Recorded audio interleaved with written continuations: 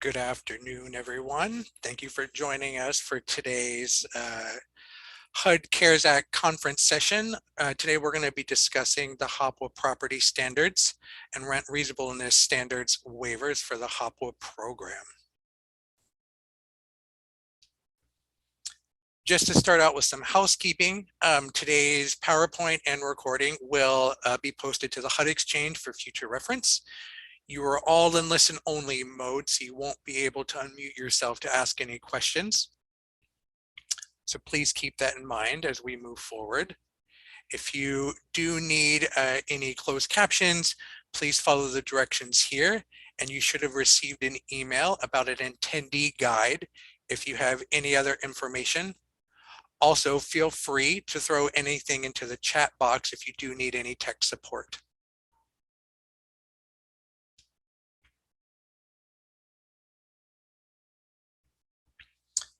So for questions, if you do have questions today about any of our topics,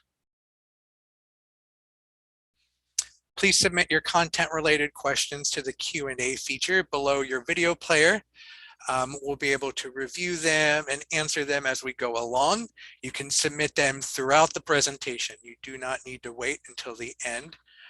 But please make sure to submit those questions via the Q&A function, not the chat.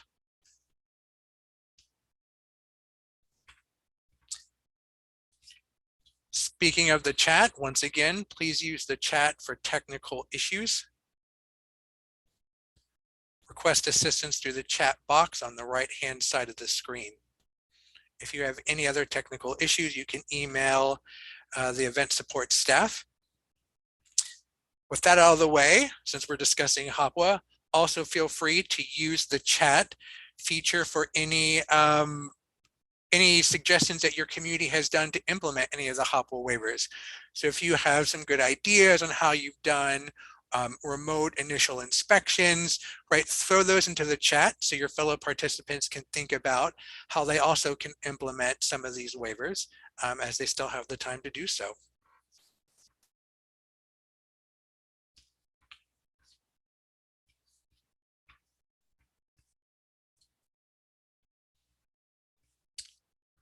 So my name is Steve Ellis. I'm with the Cloudburst Group. I am presenting today with Heather Rhoda, also with the Cloudburst Group. In the background, we have two employees from HUD's Office of HIV Housing, or OHH, Rita Harcrow, the director, and Amy Palalonis, deputy director, who will be here to help answer any questions and to chime in during the Q&A.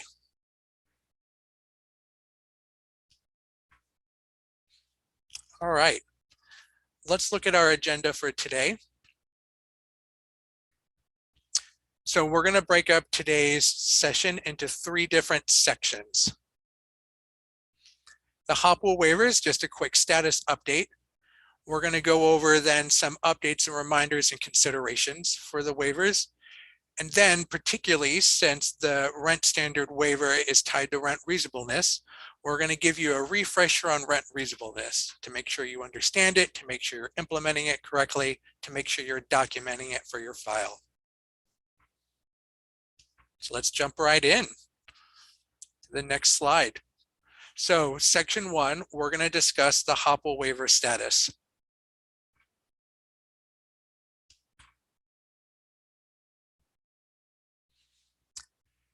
So in case you haven't heard, although at this point I'm sure you have, that on December 30th, 2021, HUD published another memo that helped extend some of the waivers that had been in place for a number of CPD programs.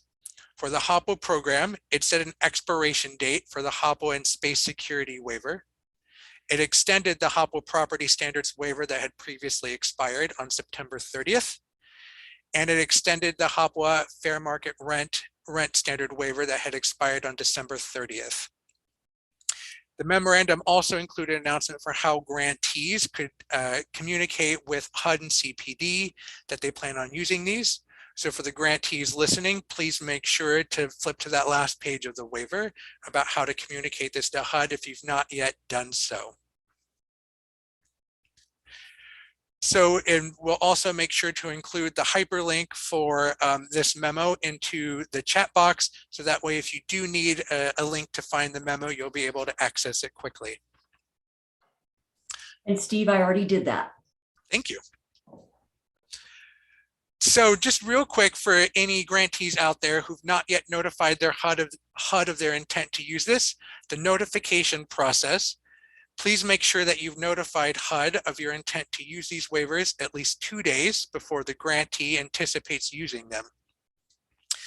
That email should include the requester's name, their title and contact information, the date for which you first anticipate to use any of the waivers that are outlined, and a list of all of the waivers that you'll be using.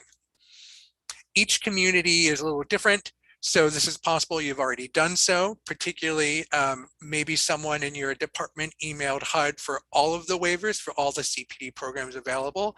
Maybe they haven't. So internally as grantees, if you're not sure, definitely reach out to others in your department who might have done this before for previous waivers, because you want to make sure to keep a copy of that notification in your documentation and record keeping. So when it comes time for HUD to monitor, you're sure to line all of that up. If you do have any questions about monitoring, particularly with the CARES Act, there was a session yesterday. I believe that recording's up on the conference agenda website. And once again, all of these sessions will end up on the HUD Exchange.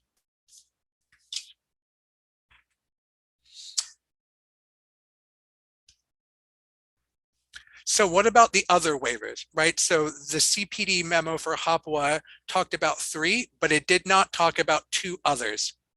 So what it didn't talk about was the self-certification of income and credible info on HIV status and the time limits for short-term housing and STIRMU. So those waivers have expired and cannot be renewed. We won't be covering these today since they were part of previous waivers. So if you do have any questions about these 2 topics or waivers, please make sure to look at some of the previous HOPWA office hours that have covered these topics. You can use this hyperlink here. We'll also throw the hyperlink into the chat box if you'd like a direct link to that material. So for our second section, we're just going to break down those 3 waivers that were mentioned in the memo itself. So we just want to give you some updates, some reminders and considerations on space and security, property standards, and HOPWA rent standards. So when it comes to the space and security waiver, this space and security requirement had previously not had an end date and is now expires on March 31st, 2022. So this waiver allowed grantees appropriate quarantine space for affected eligible households for allotted quarantine time recommended by local healthcare professionals. So as I mentioned, previously this waiver did not have an end date and is now March 31st. So this allowed grantees and project sponsors operating housing facilities and shared housing arrangements that still needed flexibility to make sure there's appropriate spaces for quarantine for eligible households affected by COVID-19. So this meant that programs could now use other spaces or putting families in a hotel or motel room when needed to make sure there is adequate space and security for themselves and their belongings. Once again, if you have any question about this waiver, please feel free to reach out. Particularly project sponsors, reach out to your grantee, reach out to any of your TA resources. Because for the rest of today, we're going to focus on the 2 other memos. The first being the property standards waiver. So while this property standards waiver had previously expired, under the new memo, the waiver flexibility was reintroduced and now expires on March 31st, 2022 for grantees and project sponsors that meet the following criteria. A grantee or project sponsor must be able to visually inspect the unit using technology such as video streaming to ensure the unit meets HQS or habitability requirements before any assistance is provided. So once again, this means that this only applies to initial inspections, not annual inspections. We'll go over annuals in just a moment. But furthermore, the grantee or project sponsor also has to have written policies that require a physical reinspection of units that didn't have that initial physical inspection by June 30th, 2022. So while this waiver is an option for communities that need it, remember, it's perfectly okay to conduct in-person inspections, particularly initial inspections, if it's safe to do so. Many grantees and project sponsors have already been conducting safe, socially distanced in-person inspections. So this waiver is only in place for those that need to do so for their initial inspections to make sure everyone remains safe. But that doesn't mean it is a requirement.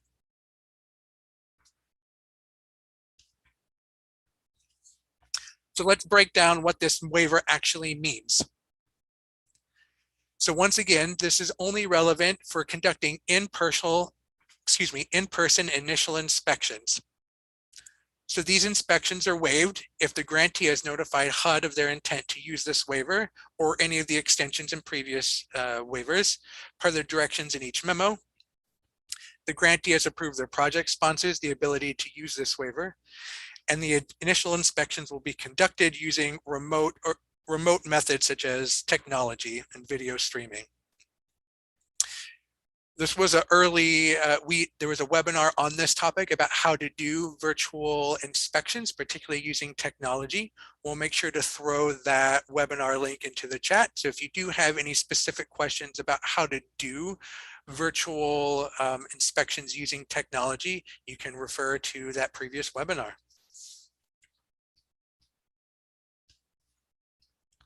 So some quick reminders when it comes to this property standards waiver. So this waiver is set to expire on March 31st, 2022. Once again, any initial re-inspections conducted remotely must be completed in person by 6/30/2022. So this only applies to those initial inspections.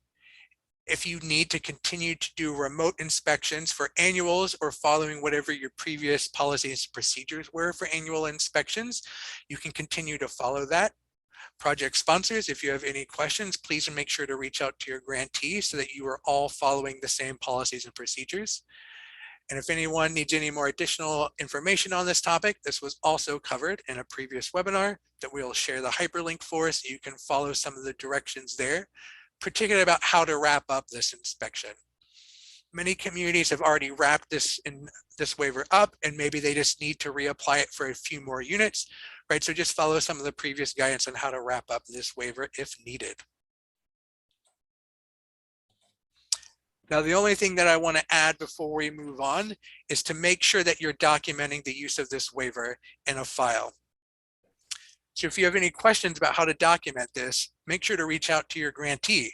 At this point, you all probably have policies and procedures about how to document the use of this and all of the other waivers, not just within your agency, but also within your client files. So for example, the webinar yesterday covered some of these, but you can also do things like just writing it on the inspection form itself. All of this is just to make sure that if HUD comes in to monitor or when your grantee comes in to monitor, it's very clear what you've done and why you've done it, particularly that it ties to the waivers that you were approved to use.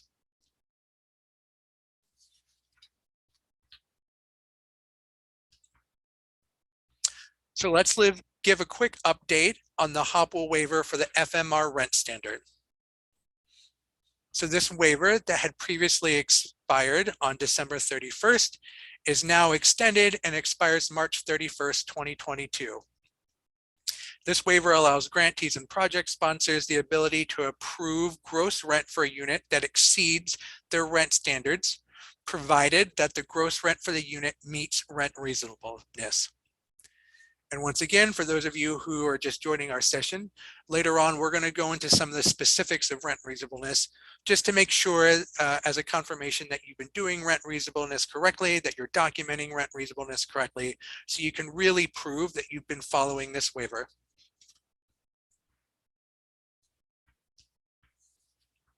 So what does this waiver really mean? Right, so the FMR rent standard waiver means that the gross rent for the unit may exceed your current rent standard amount, which, as you are all aware, is currently set at the FMR, or the community-wide exception rent. So you can go above your rent standard, that FMR community-wide exception rent, as long as it meets rent reasonableness. So HOPWA regulations had previously stated that units had to meet your rent standard and rent reasonableness. So now, for those units for which you've applied this waiver, the unit only has to meet rent reasonableness.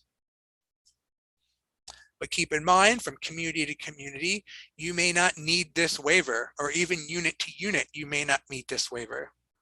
So particularly if you can follow your current rent standard guidance for units, please continue to do so. Also remember, without applying this waiver, you have a choice as a community to apply the 10-20 rule, meaning you can go 10% above your rent standard for 20% of applicable units. All of that guidance is still in place, right? So if you are looking at units and how to make sure they're fitting in any current requirements, you might need this waiver, you might not.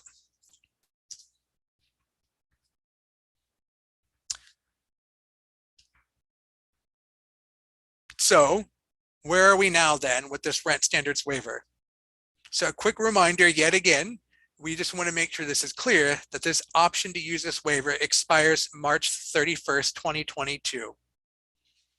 So therefore, as you're looking at those utilizing your HOPWA rental assistance, as you're looking at the affordability of some of those units, remember that you could use this waiver anytime until the end of March 31st, 2022. But please make sure, once again, that your grantee has notified HUD of their intent to use this waiver, and that you followed all of your policies and procedures and documentation requirements to make sure that you're following not just the waiver itself, but documentation requirements for future monitoring. And when it comes to documenting this, once again, it's community by community. Some communities are just using their current rent standard form and writing at the top of it that they've applied the rent standard waiver. Other communities have their own form that they're putting in there. But once again, that idea that you have some sort of documentation in the file to make sure that it's very clear that you've applied this FMR rent standard waiver to this particular unit for this particular household.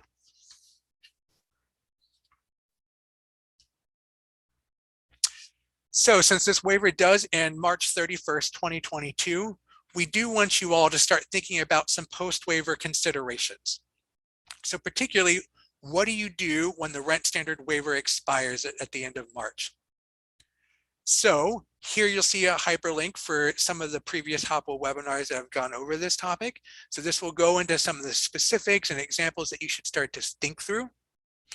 We're also aware that this particular waiver expiration brings up some questions about HOPWA rent standard. And so we won't go into any specifics about how to create a HOPWA rent standard today, but please know that we are planning a upcoming HOPWA office hours on post-rent standard waiver options, right? So we'll be able to go through some specifics about what do you do. But before we get to that, right, we just want to give you some big picture questions to think through about what your agency as a project sponsor, or what you as a grantee managing your HOPWA portfolio, what are some things that you should be considering as this waiver winds down? So these post-waiver considerations, we recommend to track and forecast your rental assistance expenditures to determine if increased spending due to this waiver is sustainable, right? So you all have your contracts from your grantees. Grantees, you all have your allocations from HUD. There's only so many HOPWA dollars that you can spend. And so while the CARES Act did give you all an infusion of funds to help with costs such as these, if that's how you chose to use them, those were non-renewable funds. So you're definitely going to make sure that if you have units that this waiver has been applied to figure out what's sustainable and what's not long-term. So that means you're going to need to determine the exact number of units affected by this waiver. You're going to need to determine how much the gross rent for a unit exceeds your post-waiver rent standard, whatever that might be, right? So you could do that by looking at what would be your current rent standard, right? How much is that gross rent over your rent standard now? And while you have time before you need to make any changes, we'll go over that in just a moment, it will start to give you an idea of what it might look like as you do need to change the rent standard for that unit. And we'll mention this again, right? But if you haven't already done so prior to using the waiver, determine if the 1020 option is available for those units, right? Because maybe it's a little over your current rent standard, but there's no reason to apply the waiver if it's not needed. However, if you do have a number of units that are going to be over your rent standard waiver, or in general, whenever it comes to HOPWA's 1020 rule, please make sure you have some policies and procedures and some options available on how you would apply this rule fairly and in a non-discriminatory manner.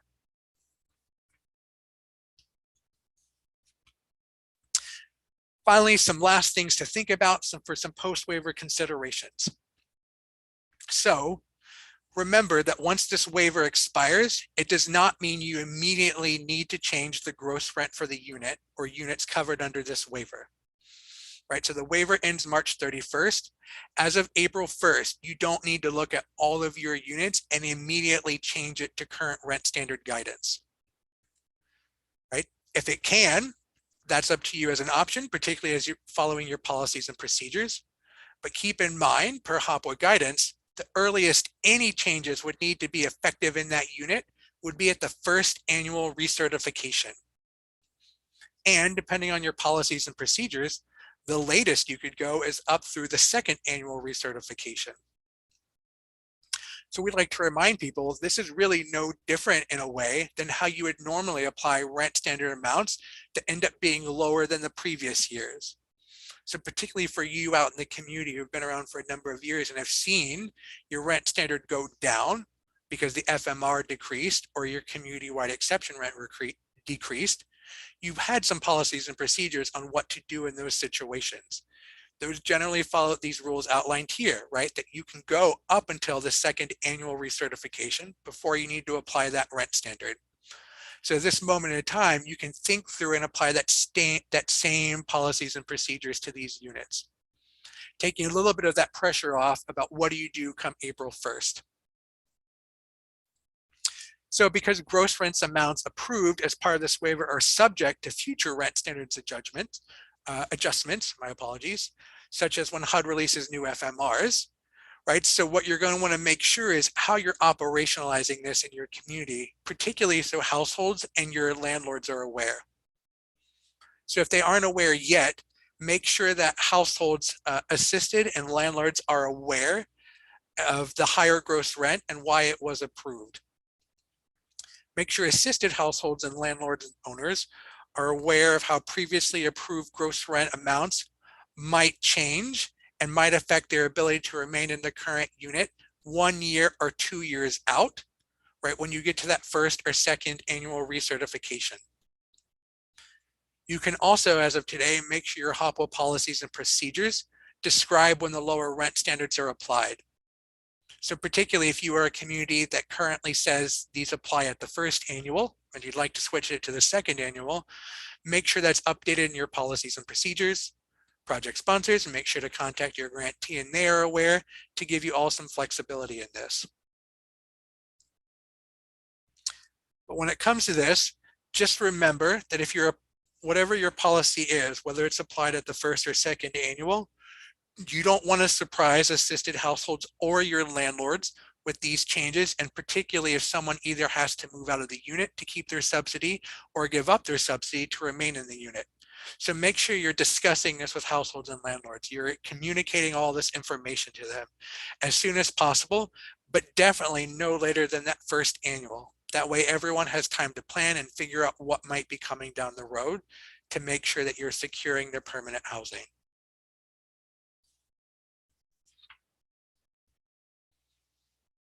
So those are our considerations when it comes to the waivers in the last memo.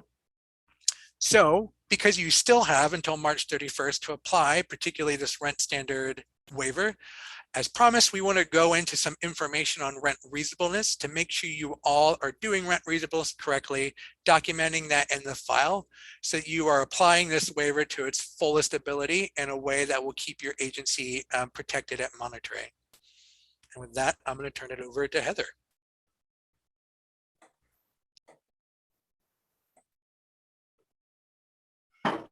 Hello, everybody.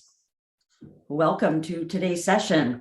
So in section 3, we're going to be talking about rent reasonableness and doing a little refresher on some important information about rent reasonableness and how to do rent reasonableness. Next slide.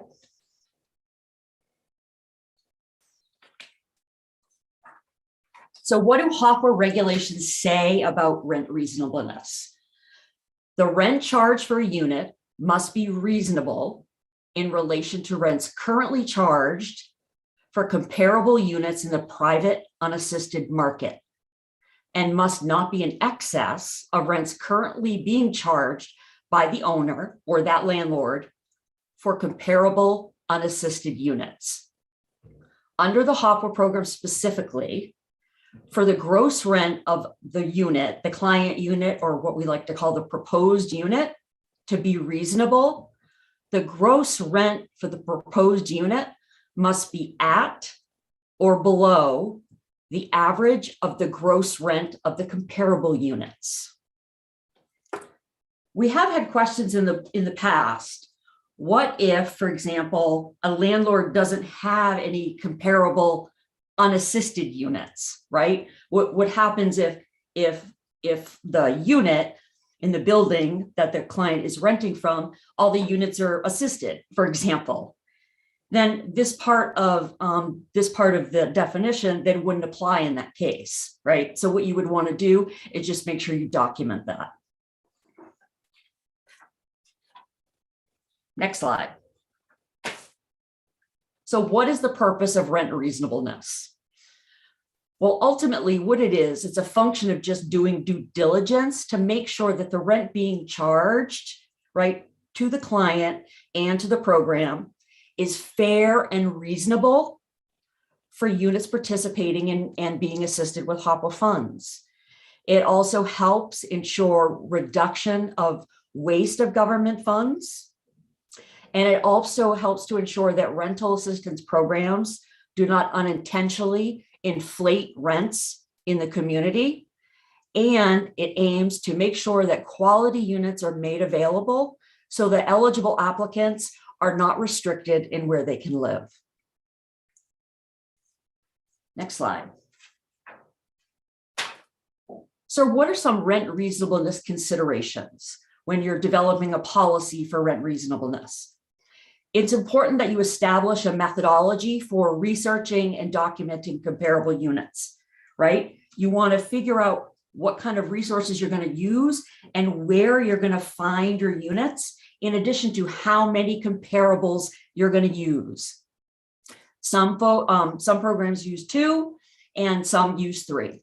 Standard practice is around 3, but we've also seen programs use 2 for comparable units. Staff assignments. This is just essentially referring to who is it that's going to be doing rent reasonableness and completing the paperwork and searching for comparable units. Generally, it's the same staff that are, say, for instance, working with TBRA. It would be the TBRA staff, the same staff that are doing rent calculations, determining eligibility for tenant-based rental assistance, and doing inspections.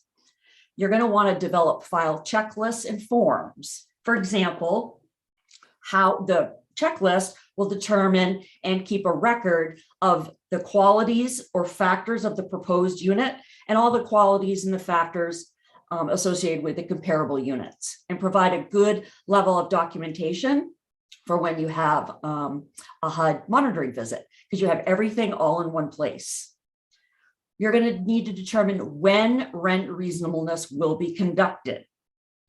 Generally, this is going to be occurring before someone moves into a new unit, right? When a landlord submits a request for a rent increase, you're going to want to conduct rent reasonableness to make sure the new requested gross rent for the unit meets rent reasonableness. And you're also going to do it as part of your annual recertification process. Lastly, you're going to want to establish strategies for addressing special circumstances. These are things like it may be possible that there are units in the community that might need to have a higher rent amount. For example, first 4 units or units that are handicapped accessible or units in buildings that have an elevator, things like that.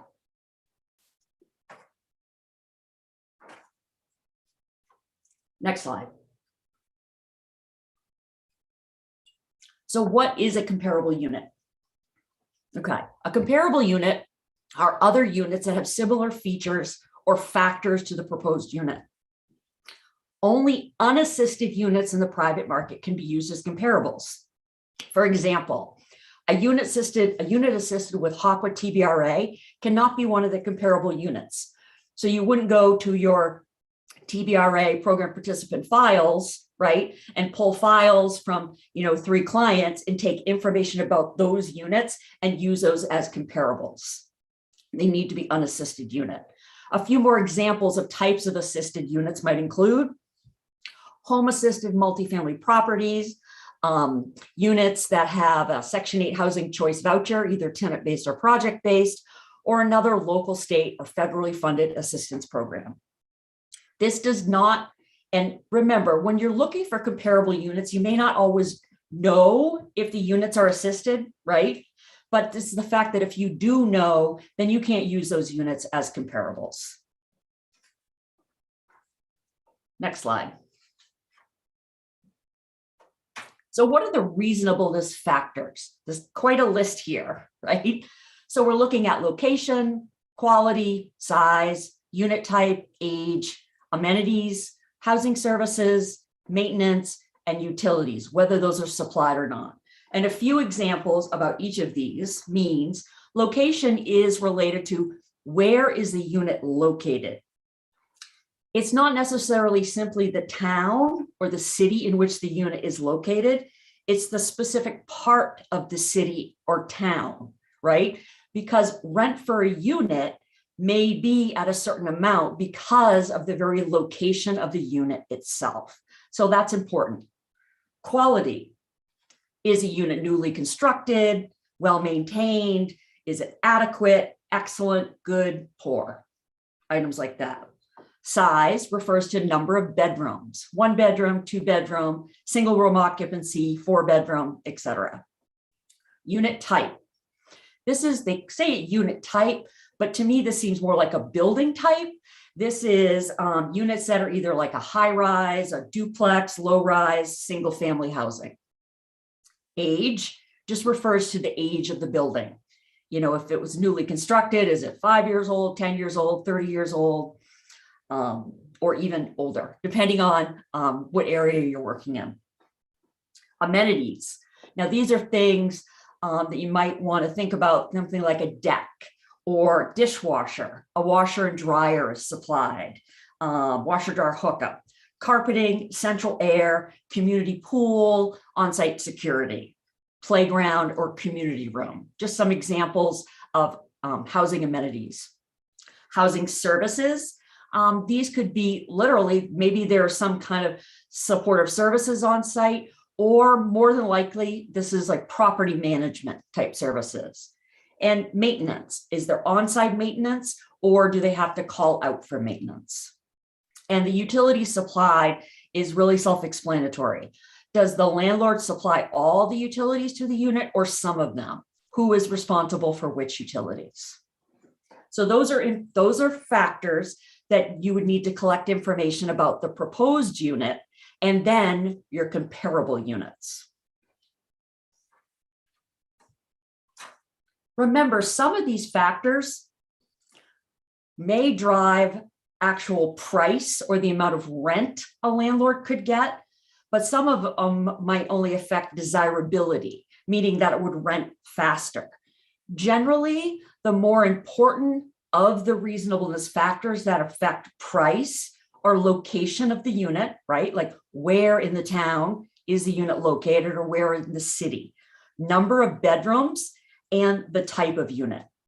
So you're thinking location, where, size, 1, 2, 3, 4 bedroom, and type of unit, high rise, garden, duplex.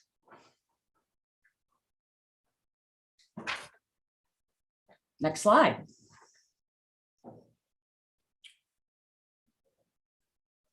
We get this a lot, right? And I'm sure this has come up. We especially, both Steve and myself, because we both live in Maine, and Maine covers a very rural area too. So what can you do if it's difficult to find comparable units in a certain area? If there are only a few units in a particular area, you may need to expand your search, like we call your search radius from the proposed unit. You could also expand other features. Some examples, some things you can kind of mix and match to find comparable units are you could use the same size and type, but expand your search.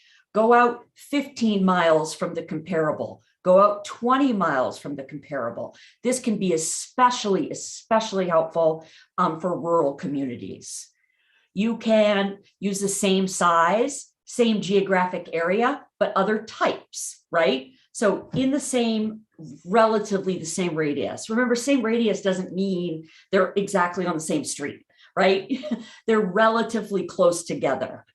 And same size, you could use you could do 2-bedroom units in the same area, but you could use a high rise and a duplex, that kind of example. You could also do same size, different type, and broader geographic area.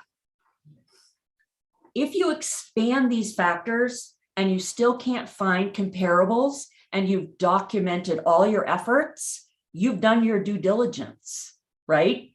You would be considering in this situation, the gross rent for the unit is reasonable, right? So document all your efforts. So if you absolutely say couldn't find 2 comparable units, but you could find 1, then document that and put that in the client file. If you couldn't find any, then write all those notes down and say which kind of mix and match search you tried to use. And then you should be all set. And you could determine what we like to say, kind of quote, the gross rent for the unit meets rent reasonableness. Anything to add to that, Steve? I know that we have had, I think, a couple of times in the past where that might have even happened to us. And we were really concerned about, we couldn't find any unit. We did all this expansive search. And so I thought that would be a good resource for folks. No, nothing to add. I absolutely agree. I think particularly in a lot of areas, in rural areas, it's hard to find those comparables. Yeah, So it is, absolutely. Your due diligence and prove it that you followed the guidance. Yeah. Okay, next slide. So how do you find comparable units? Next slide. Thanks. So you could use public sources, rental websites, web-based rent reasonableness resources, or rental database. So what are some examples of each of these? So for public sources, we're talking about, it may be possible that other organizations in the area in which your organization is located collect data on rental stock in the area that they serve. For example, a local, state, or public housing agency authority might have information on rental units for which you can use to do your rent reasonableness. Rental websites, this is referring to what we all know, like Zillow.com, rent.com, apartmentfinder.com, anything like that.com, right? That you could find information about comparable units that match your proposed unit.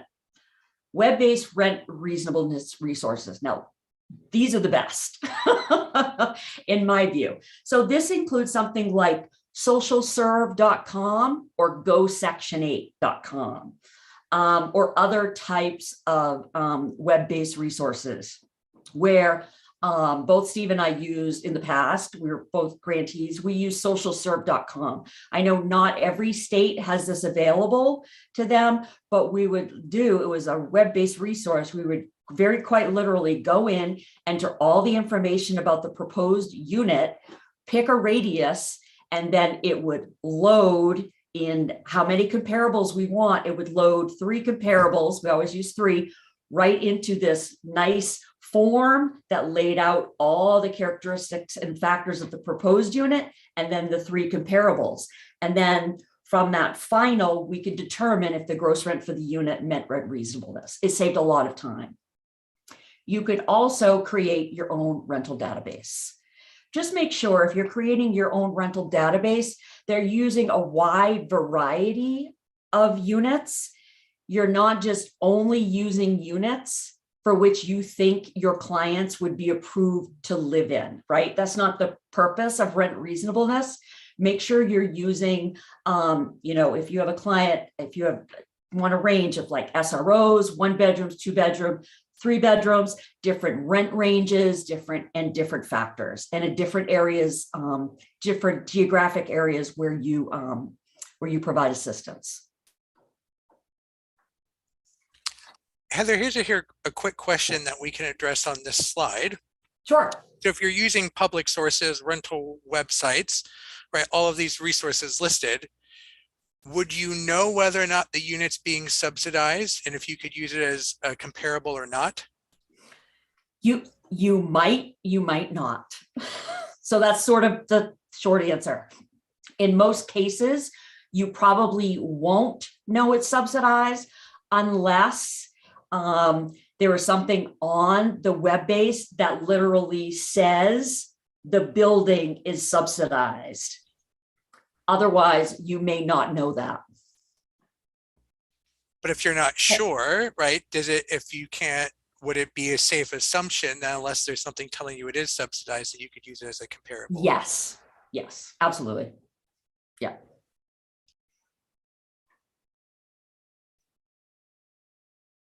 Next slide. So how is rent reasonableness documented? Okay, programs must maintain documentation for the basis of the rent reasonableness decision in client files, right? This is all going to go together in your client file because it's unique to the size unit that client and their family was approved for, right? Along with the inspection form, the rent calculation, all of that information is going to go together. You're going to want to provide clear information about how the comparable units were identified and how rent reasonableness was determined.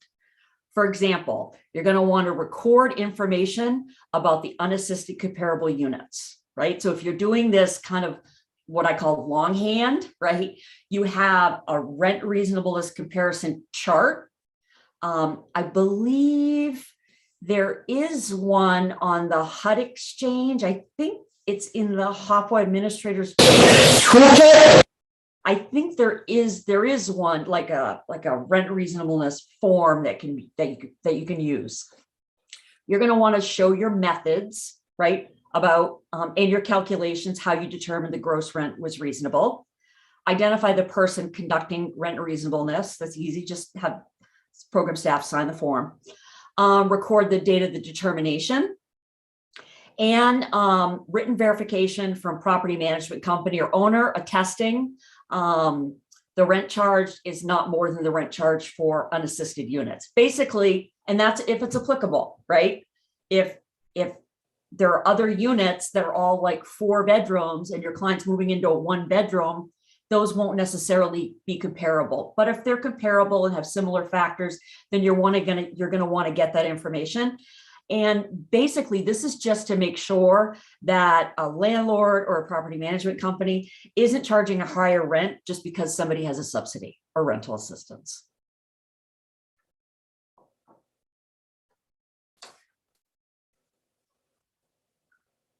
Oh, great.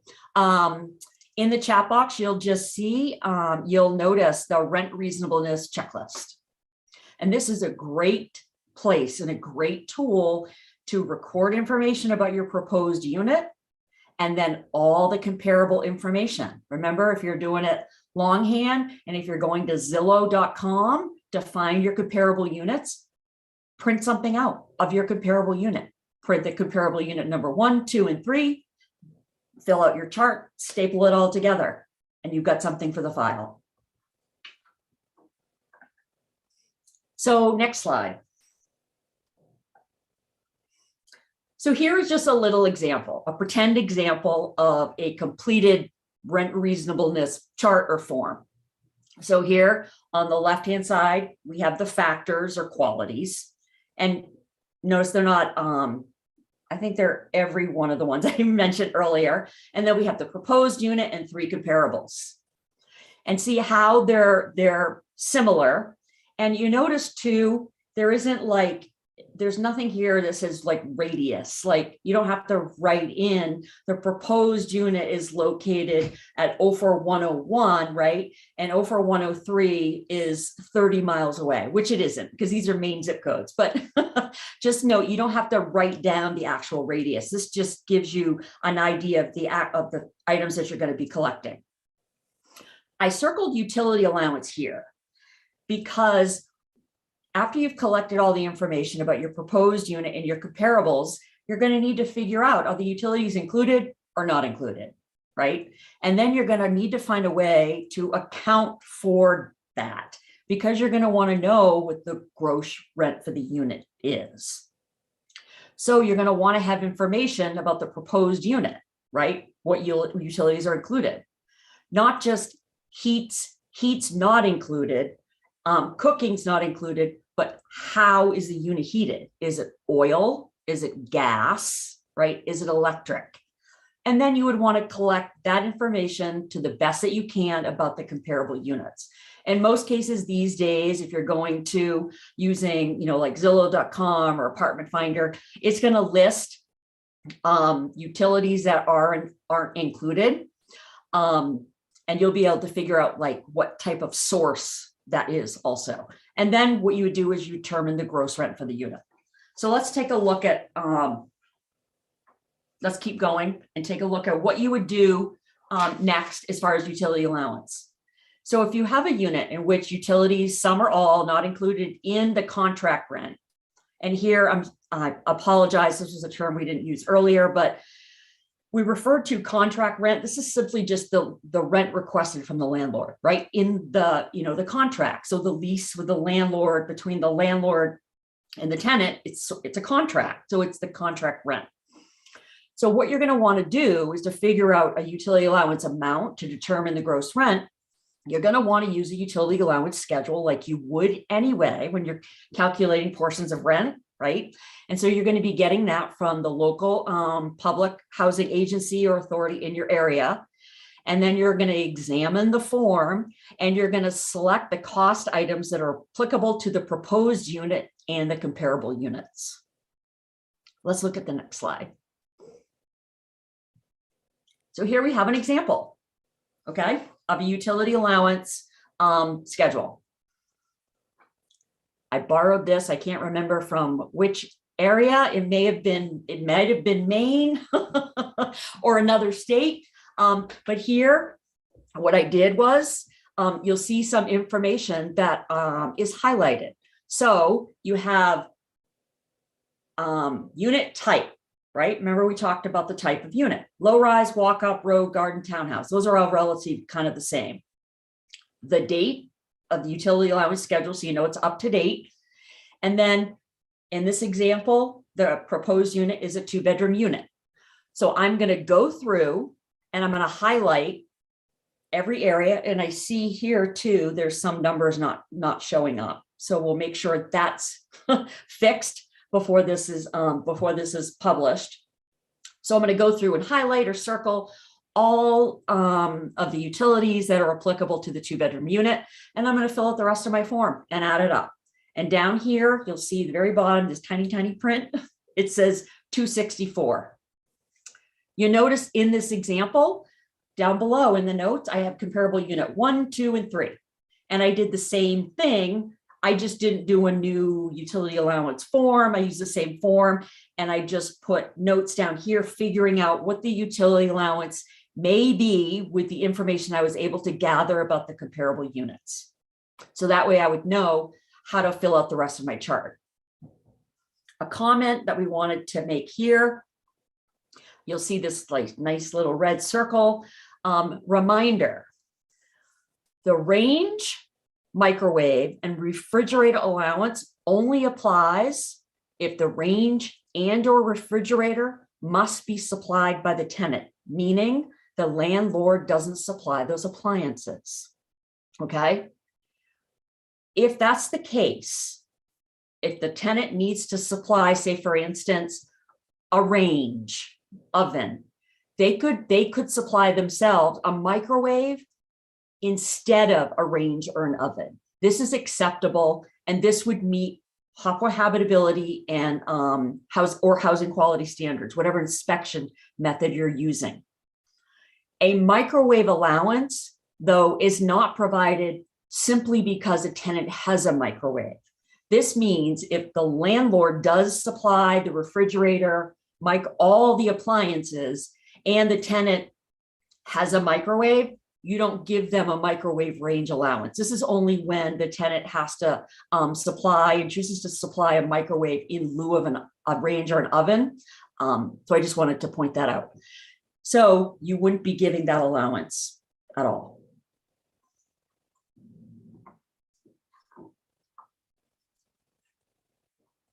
Okay. Next slide. So let's continue. We're going to be completing this checklist from the previous two slides.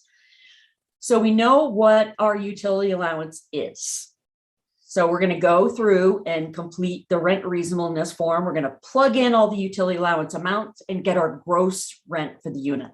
So your contract rent plus the utility allowance is going to equal your gross rent. We have all these amounts below. So see, the gross rent for the proposed unit is $949. Comp 1, $964, comp 2, $959, comp 3, $1974. $1959, sorry, I think I said $959. Next slide. And then what I'm going to do here is you're going to add them all up and get an average, and the average gross rent of the comparable units is $965. The gross rent for the proposed unit is $945 compared to $965. So in this example, we laid out how does this apply to the waiver, okay? Let's say your rent standard normally for a 2-bedroom unit is $1,800, and and somebody finds a unit. And it's, see, $949 is over $1,800. So you want to be able to use the waiver. You could use the waiver in this situation. Why? Because the gross rent for the unit meets rent reasonableness. The gross rent for the proposed unit does not exceed the average of the gross rent of the 3 comparable units. The gross rent for the proposed unit meets rent reasonableness. So you could approve the gross rent for this unit. You could also, as Steve mentioned earlier, maybe given your rent standard is $1,800. I don't know, Steve, you want to do the math really quick? Say your rent standard is $1,800. He's laughing, but I'm totally serious. So your rent standard is $1,800. Why not first check to see if this could fit? Say you haven't used the 10-20 rule yet, right? So, or say you've used it for only a few units. You could check to see if this gross rent could be applied to the 10-20 rule. So if you could go up to 10% for add an additional 10% for up to 20% of your units. So then in the situation, you may not even need to use the waiver, right? But say if you are using the waiver and you've maxed your 10-20 rule, then you could still approve this because it meets rent reasonableness. And I think Heather really helped summarize that well, although I was a little having some flashbacks to middle and high school math of being called out to answer a question. but called out to do percentages. But Heather's right. If your rent standard currently is $1,800, up to 110% of that is $1,980, meaning you could apply the rent standard waiver, or if you don't want to worry about how to wind that down, you could use the 10-20 rule as an option. So this is once again some of that implementing and how do you operationalize this. So, right, you don't have to put all of these units against the waiver and have to worry about what to do with them later. So particularly if your program has the budget to take on the additional costs, if you haven't used all of your 10-20 options, you could definitely just apply the 10-20 rule as you would for Yeah. any other unit. Yeah. And why not check that first? You're in there doing the math anyway. Why not just check that first?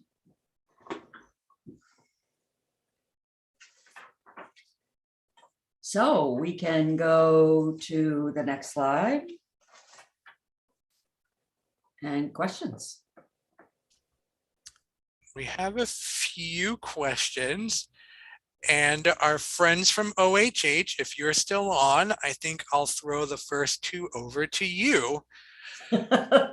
So, OHH, is the self-certification of zero income still allowable?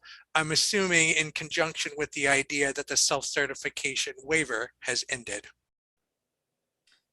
Right. So self-certification of zero income has always been allowable under HOPWA. And actually in that same HOPWA program administration toolkit that we have on the HUD Exchange, there is a HOPWA zero income affidavit that grantees and project sponsors can use as documentation when a household has no income. So I will actually put a link to that in the chat box as well. And then Amy, while you're still off mute, the next question's for you. Sure. Can a lease be more than a 1-year term? Yes. So without knowing the full context about why that question's being asked, I will answer it. And then if we didn't get it exactly right, you can either follow up here on the webinar or submit an AAQ. But as a general rule, the lease between the tenant and the landlord must not be for less than 1 year, but it can be more than 1 year and should allow for renewal after that period. But grantees and project sponsors can approve a shorter initial lease if the shorter term would improve the housing opportunities for the tenant, and that's really the prevailing local market practice. I mean, generally the lease lengths will be what the local requirements are and what the general prevailing practices are. But just as a general rule, the guidance that we have put out is that they should be at least a year.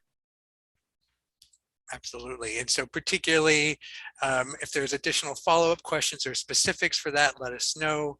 Definitely also see what is applicable for your state law, right? Because we can give HOPWA guidance today, but we definitely can't go into the laws for all 50 states and applicable territories, because while we could say Amy's answer was spot on, if your local state says a lease can't be longer than a year, then that local law would trump HOPWA regulations. So there, go ahead. Oh, sorry, I was just going to answer a question about if using the rent standard waiver, how does this affect the consumer when your HOPWA funds or HOPWA CFE funds are no longer available? So first, just to keep in mind, the waivers are applicable to all of your HOPWA allocations so far, right? So if you're a formula grantee, previous allocations, if you're a competitive grantee, those awards and your CARES Act funds, right? So you have the CARES Act funds as an option to help cover some of those. So keep in mind, right, you should have had in a program design where I'm sure you're tracking your budget before you're issuing vouchers, before you're approving rent increases, before you're approving units that go above your current guidance. So assuming you've done all that, once the rent standard waiver ends, there's nothing that you need to do at that moment in time. However, if budgets are starting to get tight, look at your current policies and procedures about what to do. How do you apply an updated rent standard to a unit? Is it the first annual or it's the second annual? And I think similar to the previous question, if there are some specifics here that are going to be applicable for follow-up, let us know. We can reach out, submit a HOPWA AAQ, and we can work through specific issues or details that your particular program might be having. There was one question too about how much distance is appropriate for rent reasonableness assessment in rural areas.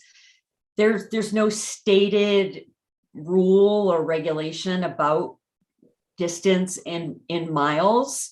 I would say that, your people are the expert about their own area and where they live and where units can be found. I would just, document all your efforts. And, the further you have to go out, if you have to go further and further, just document why you needed to do that. If anybody else has anything to add. I know if we were doing it in Maine, way up north, we would have to go far, far, far. And we know that because we live here, right? And so we're the expert on that area. So I would rely on my knowledge of Maine and then document that information in the client file to support, my due diligence efforts to make sure that the gross rent for that unit was reasonable. No, and Heather, do you want to take the next question as well? There's one additional about. What is an appropriate radius? I think that depends on the area and, where you're searching and the unit type and the factors related to that unit. You could start out, if you're in a, like a smaller city, where there, there are generally a lot of rental units and you have a rough idea that there are a lot of 2-bedroom or a lot of 1-bedroom. You could start, with like 5 miles, 10 miles, start smaller. And then if you're having trouble finding comparables, then you could, move out your radius. What about if someone can't find the age of a building when doing rent reasonableness?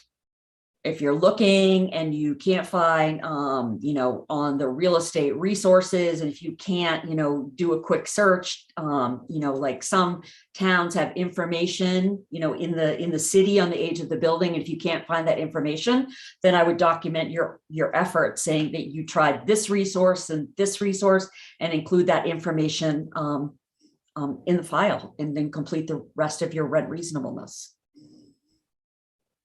Not being able to find the age of the building to me wouldn't make or break your you doing due diligence to make sure the gross rent for the unit meets rent reasonableness. Just document all your efforts. Usually you can find that. Sometimes you need to search, like, for example, we would search like the city real estate record. Sometimes you can see that information. Some of that is public knowledge, and you could, log in and just check the address of the building. Or if you have a rough idea, include, a rough idea. I know in Maine, some of the buildings are like really old. So we'd have to write the age of the building, like 1901. You might not even know, right? The records may not even be completely accurate because the original building might have been in 1901, but part of it was rebuilt in 1980, right? So I would just do your best to try to find that information. If anybody has anything to add, or please. No, I was just thinking, particularly when I was doing this, that it's really just doing your due diligence. So if you can't find it, you can check a few resources, right? But the age of the building wouldn't necessarily be something that would exclude your ability to use it for rent reasonableness, No. particularly because that might be difficult. There are some other things that you should obviously know, like utilities included or not included, Absolutely. that you wouldn't want to skip those specifics, but just be reasonable when it comes to doing this and document what you did and why that number is not there. Mhm.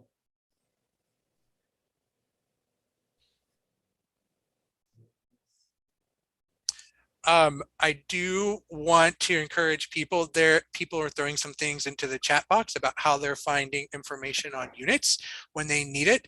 So that can definitely be useful for some of these questions, such as using other websites like Zillow, contacting a clerk, particularly if you have that relationship. Right. Absolutely. Right. It's never a bad idea to have a city clerk as a friend. That can help in many things, particularly in rent reasonableness. Right. So, right. So that's definitely good. Yeah. There is a comment in the chat that I did want to address. It looks like it's too long for the question, but it's about implementing the 10-20 rule. Right. And so is there a required way that a program would implement the 10-20 rule? So for example, do grantees have to split up a certain number per project sponsor, right? Is there any current guidance or regulations about how a grantee would implement the 10-20 rule? That sounds like an Amy question. It does. I would also say submit into the, but what I'll just say off the top of my head is my understanding is that the regulations or maybe it might not even be our regulations. Our guidance has said that there needs to be an equitable manner that that this is determined. So, I mean, policies and procedures really need to be developed about how you would implement that and implement that in an equitable manner, so that it doesn't disproportionately impact certain folks in certain areas or Absolutely. yeah. So particularly, right, you wouldn't want to automatically exclude certain areas and say, right, you can only use this in urban areas, rural areas you cannot. Right. But also when it comes to implementing, as Amy was sort of saying, it's all about your policies and procedures. Mm-hmm. So we've seen grantees that ask all of their project sponsors submit to them before they implement it at all. Some equally distribute it to project sponsors. Some do it on a case by case, because there are some project sponsors that might never need it in their particular part of particularly a state, right? They'll never need it, and then other jurisdictions will.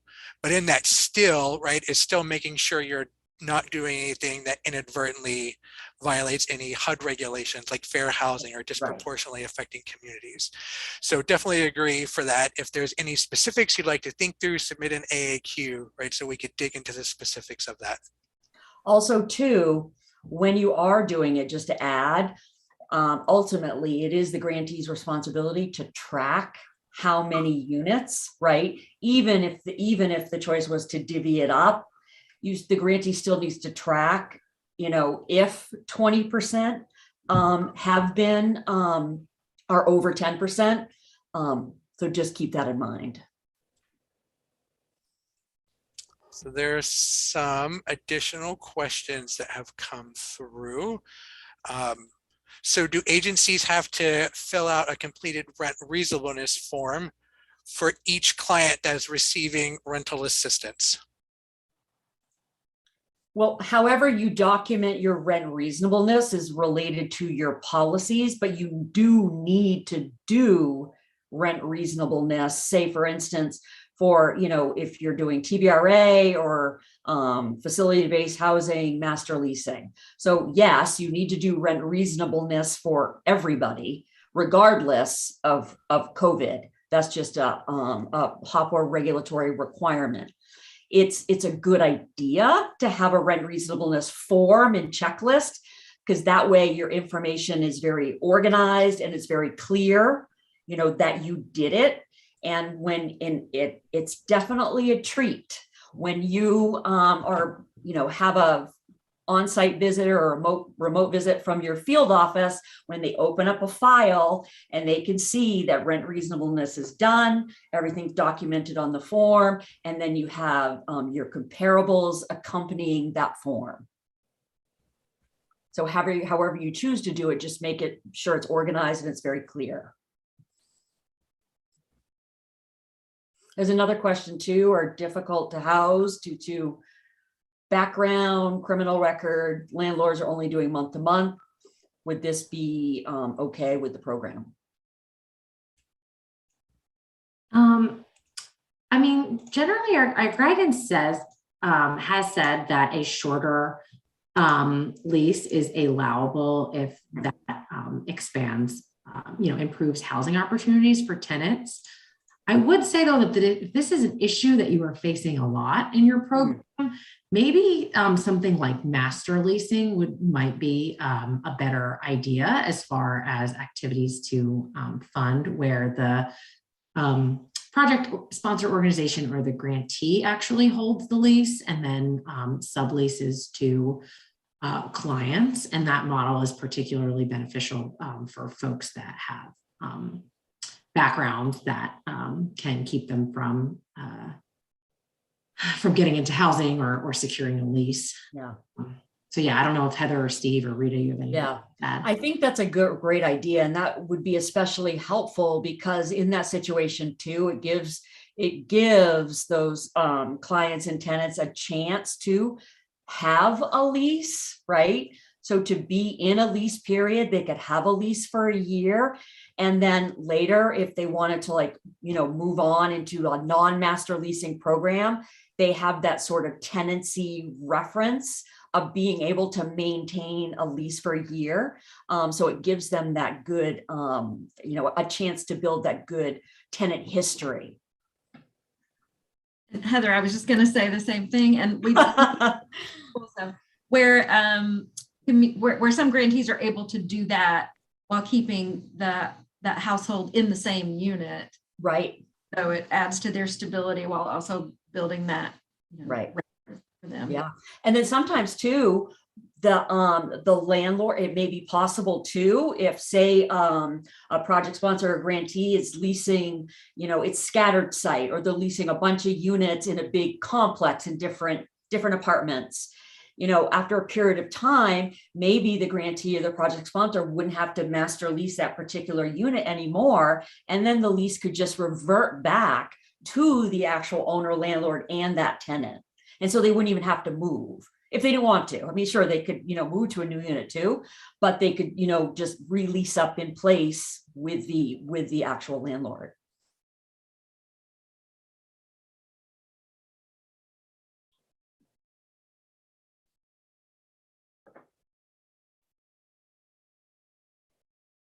So remember, rent reasonableness is really about doing your due diligence, right?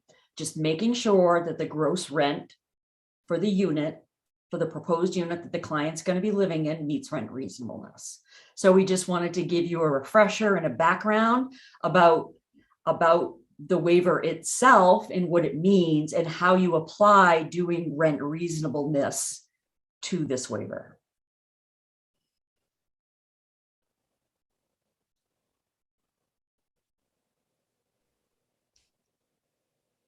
I don't see any more questions. All right, with that, just a reminder to stay tuned as we went over some of the materials when it comes to winding down the HOPWA rent standard waiver, particularly some questions to think through. We'll have office hours in the future about some more specifics on this, particularly how to operationalize any changes to your rent standards. We always like to remind people, not just through links in the chat box, but all of the great resources at the HUD Exchange. So this is that reminder: previous webinar resources and guidance, COVID resources for other programs are all there. Particularly, there's a bunch of the things that we cited today were things that existed well before COVID-19 and are just as applicable. So please make sure to look through the HUD Exchange for some of those resources. So you're all aware the property standards waivers office hours from December is posted there. So if you have any questions about property standards, please make sure to review that slide deck and recording. And we'll end with, if you have any other questions, right here's our contact information. Grantees, if you need more, particularly on some of the topics today or some of the issues brought up, reach out for technical assistance. And also for anyone listening, if you have any questions, please submit a HOPWA AAQ. That's definitely a place we can get into some more specifics and follow up to try to answer the questions as well as we can with the information presented. With that, that is our presentation today, everyone. We thank you all for your time today. We thank you all for your hard work, particularly in the middle of winter and some of the COVID outbreaks. So thank you for that work and for spending some time with us today. We really do appreciate it. We hope you're all safe and be well, everyone. Take care. Thank you very much. Have a great afternoon. Well, Thanks, everyone.